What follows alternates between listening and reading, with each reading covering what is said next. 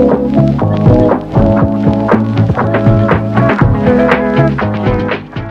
Everyone, welcome to bio in 10 where you can learn any concept of biology in 10 minutes.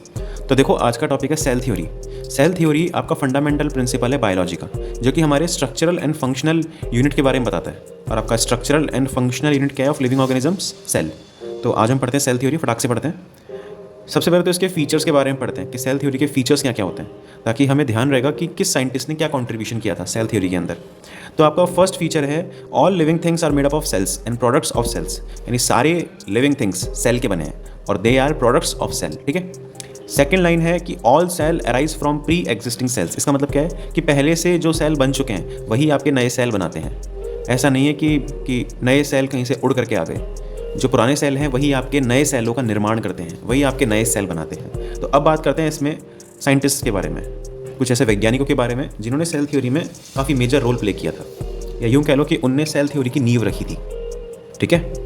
तो जो सबसे famous scientist हैं जिनने cell theory में participate किया था और जिनने सेल थ्योरी को फॉर्मुलेट किया था, वो है आपके मैथियस जैकब श्लिडन या फिर मैथियस श्लिडन और थियोडोर श्वान।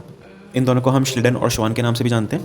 तो बेसिकली मैथियस श्लिडन ने 1838 में ये बोला था कि प्लांट्स जो हैं उनके अंदर डिफरेंट टाइप्स ऑफ सेल्स होते हैं और वो सारे सेल्स मिलके टिश्यूज़ बनाते हैं। तो अल्टीमेटली इससे ये पता चलता है कि श्लिडन आपके बॉटनिस्ट थे। बॉटनिस्ट होते हैं ना, जो कि प्लांट्स पे स्टडी करते हैं वो।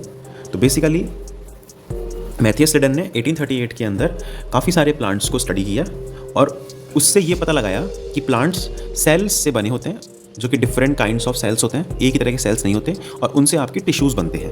तो अल्टीमेटली ये चीज़ सुनने में तो काफ़ी इजी लग रही है कि यार ये चीज़ क्या डिस्कवर करी थी, बट उस टाइम पे श्लिडन के पास कोई भी बेस नहीं था, कोई भी कुछ नहीं था। उसने ये चीज़ खुद से डिस्कवर करी थी कि प्लांट्स के अंदर मल्टीपल सेल्स होते हैं, मल्टीपल टाइप्स ऑफ सेल्स होते हैं और उनसे बनते हैं आपके टिश्यूज़। ठीक है, ये आपका हो गया श्लिडन।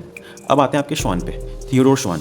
थियोडोर श्वान ने 1839 के अंदर ये डिस्कवर किया था कि एनिमल सेल्स, अब प्लांट सेल के बारे में तो हो चुका है, तो एनिमल सेल।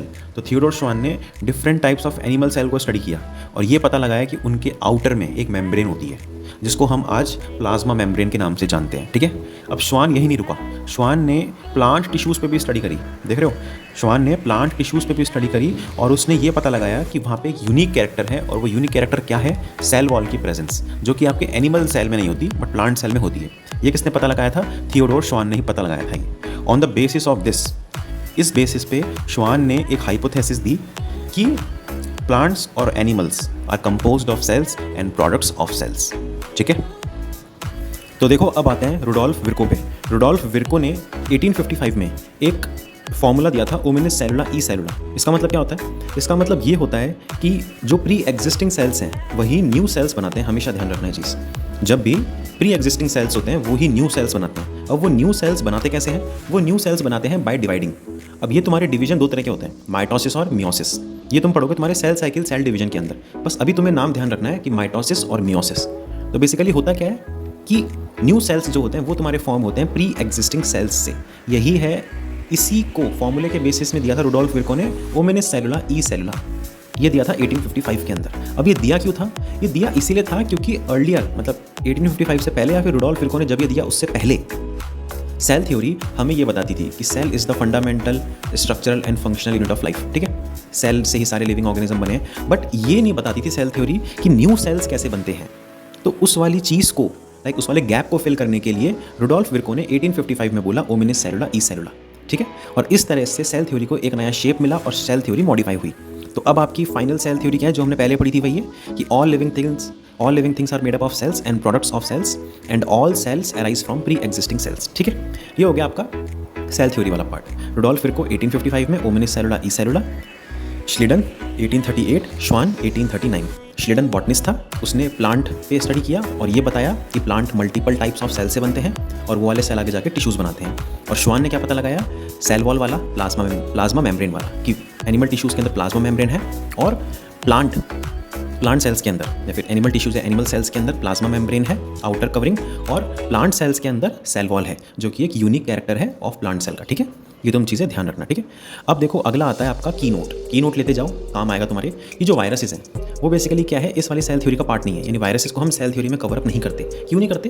बिकॉज ना वायरसेस ना कनेक्टिंग लिंक है between living and non living, but हम उसे किसी एक कैटेगरी में नहीं रख सकते कि वेदर दे आर लिविंग और नॉन लिविंग। वाई?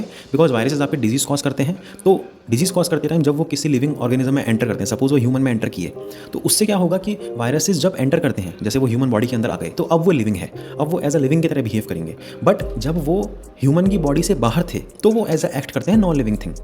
तो तुम डिसाइड नहीं कर पाओगे कि वो लिविंग है नॉन लिविंग है, तो इसीलिए हम उन्हें सेल थ्योरी में कंसीडर नहीं करते। That's all for today, that's all for your cell theory. अगर कोई भी डाउट है then comment in the comment section. Comment section is always open for you.